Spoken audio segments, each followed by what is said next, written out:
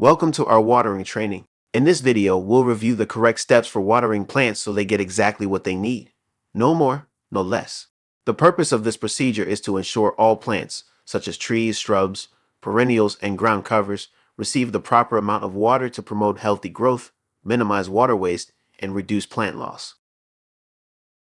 This procedure applies to all employees who are responsible for watering plants of any kind.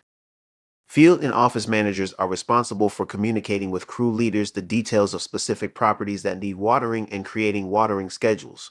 Crew leaders are to oversee safe and efficient watering, perform quality checks, troubleshoot issues, and communicate with property managers or homeowners. Crew members work with their leaders to follow the procedure and carry out safe, efficient practices. To effectively water, you need a watering hose that's long enough to reach all areas.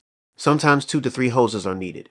You may need a watering can to water small areas or annual flower containers, which would be inefficient to water with a hose. You also need a watering wand or a nozzle. Ensure this tool has a gentle setting, such as shower, so it does not damage the plants. Finally, you need your hand or moisture meter to gauge the moisture level of the soil. As for PPE, it's recommended to wear long-sleeve shirts and pants if sun damage is a potential risk. Waterproof or resistant gloves are recommended to ensure you can grip the tools, and eye protection if needed. One critical key concept in watering plants, especially trees and large shrubs, is the drip line. The drip line is the imaginary circle on the ground where water drips off the leaves. The most active feeder roots, or the ones that absorb water, are found near this line, not right at the trunk. That's why watering at the drip line is far more effective than watering directly at the base. Typically, for newer trees, the tree circle of mulch lines up with the drip line. So, watering all the way around the edge of this circle ensures the drip line has adequate water coverage.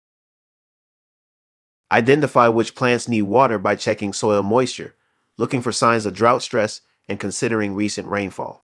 Remove or report damaged hoses, leaking nozzles, or broken equipment so they don't slow you down. Sorting helps you avoid wasting time, water, and effort. An organized site and tools improves workflow and prevents issues such as overwatering. To ensure organization, use a checklist or property map to prioritize zones and their watering needs. Make sure to keep hoses untangled and kink-free. A lot of time can be wasted when untangling hoses again and again. Use the right tool for the right area, such as hoses for large areas or watering cans for tight or far and small spots. Use cones, tags, or marking flags to identify zones that have already been watered. A clear system prevents confusion and ensures full coverage without overwatering. Along with keeping the site organized, it's just as important to keep it clean. Regularly check the hose filters, nozzle tips, and spray heads to ensure they are not clogged and working properly. If you're using a tank to water, such as the hydroseeder, make sure it remains clean at all times to prevent downtime from clogged components. As for properties, keep an eye out for signs of overwatering, such as excessive runoff, soil erosion, mushrooms, or algae growth. Standardization keeps our crews working consistently, no matter the property. Here are the proper watering methods for each type of plant.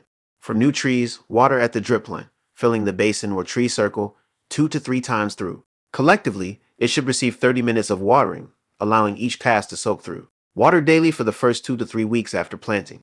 For established trees, watering is typically not needed unless there is a severe drought or other irregular circumstances, like recent fertilization or compacted soil. Depending on the size, water for 5 to 15 minutes, 1 to 2 times per week. For newly planted shrubs, focus on saturating the root ball. Water as close to the ground as possible to prevent damage to the branches and foliage. Water daily for 1 to 2 minutes.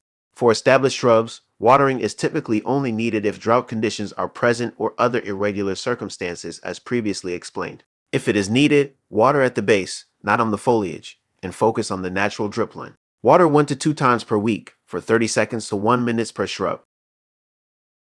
As for newly planted perennials, ensure the hose is on a gentle setting, such as shower, and the water penetrates the soil 2 to 4 inches deep. Try to water at the base of the plant if possible. Water daily for 30 to 60 seconds. Be gentle with these newer perennials as they can be fragile.